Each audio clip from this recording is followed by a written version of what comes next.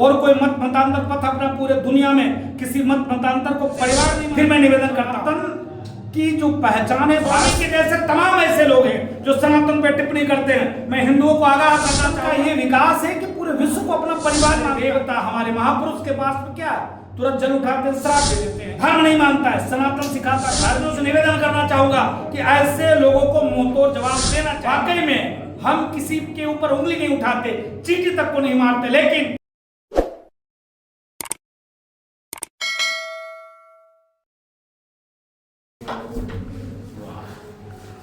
आज एक बर्थडे में आए थे।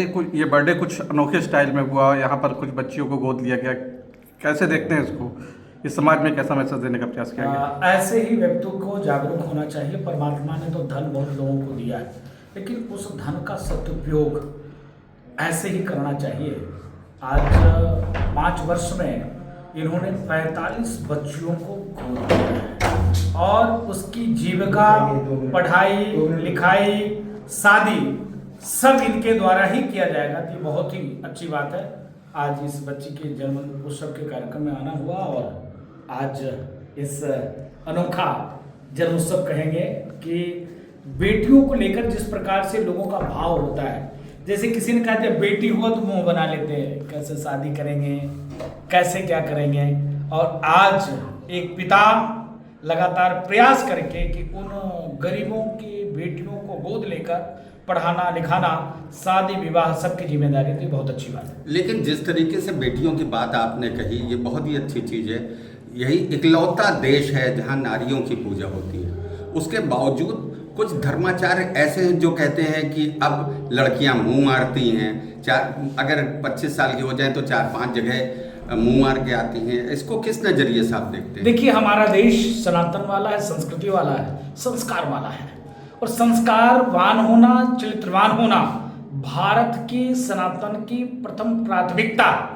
अगर कोई पूज्य संत, धर्माचार्य, मठाधीश, महंत इस पर ध्यान आकर्षित करते हैं तो हर व्यक्ति को उसको निगेटिव लेकर नहीं, पॉजिटिव लेकर सोचना चाहिए, चिंतन करना चाहिए, मनन करना चाहिए। आप अपने बच्चों को IAS, PCS, scientist, engineer, doctor बनाने के लिए अच्छे महंगे बड़े स्कूलों में दाखिला कराते हैं, एडमिशन कराते हैं, लेकिन उसका चरित्र, उसकी चाल, उसके संस्कार कैसे सुरक्षित हो, ठीक हो, इसके नाते गुरुओं के चरण में, महापुरुषों के चरण शरण में लगाना चाहिए। लेकिन महाराज जी, जिस तरीके का माहौल है, जो धार्मिक गुरु लोग हैं, जो हम लोगों के मार्गदर्शक है, उन्होंने एक मौलाना ने पहले अखिलेश यादव जी की बीबी के बारे में कह दिया और अब अपने यहाँ के लोगों ने कहना शुरू कर दिया रामभद्राचार्य और अनुरुद्धाचार्य। नहीं, मौलाना का जो भाव था वो दूसरा था। सनातन पद्धति में कहा गया धर्म की जय और धर्म का नाश हो, प्राणियों में सद्भाव, विश्व का कल्याण हो। मंदिरों में नारियों का और सनातन में नारियों का क्या महत्व है ये आप और हर व्यक्ति जानते हैं, लेकिन इस्लाम में नारियों का क्या महत्व है ये हर व्यक्ति उस मौलाना के विचार से समझना चाहिए। मौलाना का जो विचार था वो निगेटिव था। वो जो महापुरुष संत जो विचार बता रहे हैं वो अपने बच्चों को, सनातनियों को, गार्जियन को जागरूक करने का पाठ पढ़ा रहे हैं। भगवताचार्य जी ने जो जिस तरीके से एक टिप्पणी की है प्रेमानंद जी को, वो कैसे देखते हैं? कितना अब तो आपस में संत ही भिड़ रहे हैं। नहीं, मैं फिर करबद्ध प्रार्थना करता निवेदन पूर्वक कि जगत गुरु पूज्य रामभद्राचार्य जी महाराज वाकई में विद्वान हैं। दूसरे तरफ पूज्य प्रेमानंद जी महाराज, जिनके मन में भाव, विचार, संस्कार और संस्कृति भारत ही नहीं अपितु पूरे विश्व में रहने वाले मानव, किस प्रकार से उनके मन में मानवत्व का गुण आ जाए, किस प्रकार से मानव सत्यनिष्ठ बने, कर्मनिष्ठ बने, धर्मनिष्ठ बने।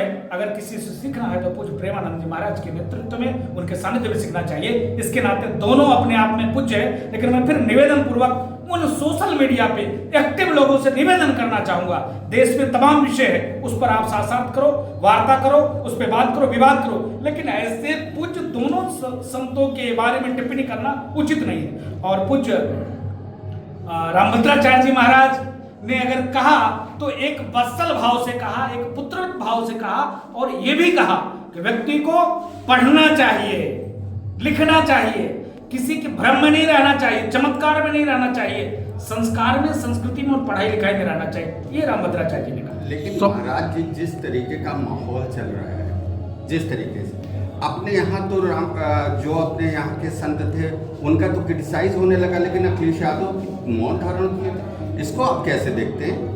नहीं, देखिए दुर्भाग्य है कि माननीय विपक्ष के नेता पूर्व मुख्यमंत्री माननीय अखिलेश यादव जी को सनातन में जिस प्रकार से उनके लोग, उनके विचार के मानने वाले लोग टिप्पणी करते हैं, दुर्भाग्यपूर्ण है। वो कई बिंदुओं पे, कई मानकों पे खड़े नहीं उतरते हैं। एक तरफ तो वो कहते हैं गंगा जमुनी तहजीब, एक तरफ वो कहते हैं हिंदू मुस्लिम एकता, भाईचारा, समन्वय, लेकिन जब बात आ जाती है उनकी संस्कृति की, संस्कार की, हिंदू की, हिंदुत्व की, तब उनका आईना अलग हो जाता है, उनकी पैमाना अलग हो जाता है, वो दूसरे निगाह से देखने लगते हैं। अभी आपने देखा होगा कि एक पूज्य कथावाचक से उन्होंने कहा आपका रास्ता अलग, मेरा रास्ता अलग। गजब बात करते हो।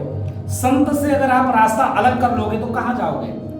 अगर महापुरुषों को कहोगे आपका रास्ता अलग, मेरा रास्ता अलग, ये तो नहीं चलेगा। इसके नाते माननीय अखिलेश यादव जी को भी मनन करना पड़ेगा, सनातन पे एक जागरूक उनको भी होना पड़ेगा। स्वामी प्रसाद मौर्य जी जो टिप्पणी कर रहे हैं सनातन पे, कैसे देखते हो आप? जिस तरीके से बार बार स्वामी प्रसाद मौर्य टिप्पणी कर रहे हैं, फिर निवेदन करते हैं स्वामी का जो हाल है किसी का हाल नहीं हो सकता है। गली में, कूचे में, हर मोहल्ले में कूटा जाएगा, पीटा जाएगा, टोका जाएगा, ऐसे लोग। फिर मैं निवेदन करता हूं, सनातन की जो पहचान है भारत से, संस्कृति की जो पहचान है भारत से, सनातन का ये विकास है कि पूरे विश्व को अपना परिवार मानता है, और कोई मत मतांतर पथ अपना पूरे दुनिया में किसी मत मतांतर को परिवार नहीं मानता है, धर्म नहीं मानता है। सनातन सिखाता धर्म के जय हो, अधर्म का नाश हो, प्राणी में सद्भाव। इसके नाते स्वामी ही नहीं, स्वामी के जैसे तमाम ऐसे लोग हैं जो सनातन पे टिप्पणी करते हैं। मैं हिंदुओं को आगाह करना चाहूंगा, सनातनियों से निवेदन करना चाहूंगा कि ऐसे लोगों को मुंहतोड़ जवाब देना चाहिए। वाकई में हम किसी के ऊपर उंगली नहीं उठाते, चींटी तक को नहीं मारते, लेकिन हमारे देवता, हमारे महापुरुष के पास तो क्या, तुरंत जल उठाते हैं, श्राप दे देते हैं। महात्मा के पास चिपटा है, हमारे देवी देवताओं का अस्त्र शस्त्र है, तब फिर हम क्यों नहीं जागरूक होकर इनको मुंहतोड़ जवाब देना चाहिए? महाराज जी, जिस तरीके से हमारे यहाँ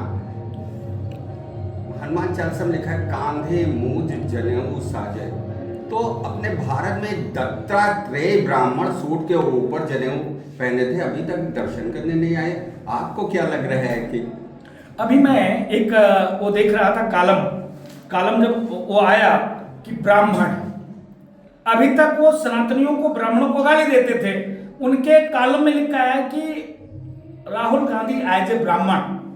कहने का मतलब एक तरफ तो कहते हो कि दत्तात्रेय गोद के हम हैं, एक तरफ तो आप ब्राह्मण कहते हो, लेकिन जो संस्कार है, जो विचार है, वो शुद्ध रूप से, अभी तत्काल की बिहार की घटना है, बिहार में पप्पू यादव नारा लगा रहे थे, आपने सुना होगा, 3 नारा लगाए।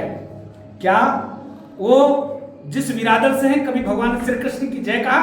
अरे ये देश ऋषि मुनियों का देश है, ये देश साधु संतों का है, ये देश सनातनियों का है। सनातन को इनकार करके आप किसको क्या बताना चाहते हो?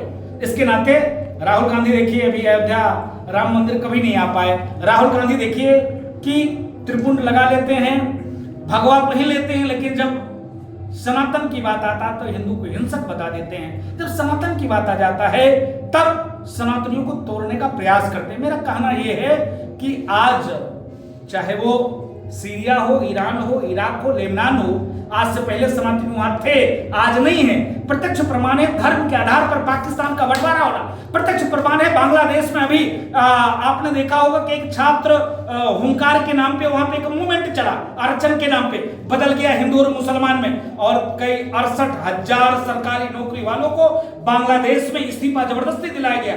1.5 लाख लोगों की हत्या की गई बांग्लादेश में। सब मौन है, दुनिया मौन है, कोई बोलने वाला नहीं। और तो राहुल गांधी क्या बात करते हैं? राहुल गांधी जी शुद्ध रूप से कुर्सी के लालच में फ्रस्ट्रेट हो चुके हैं।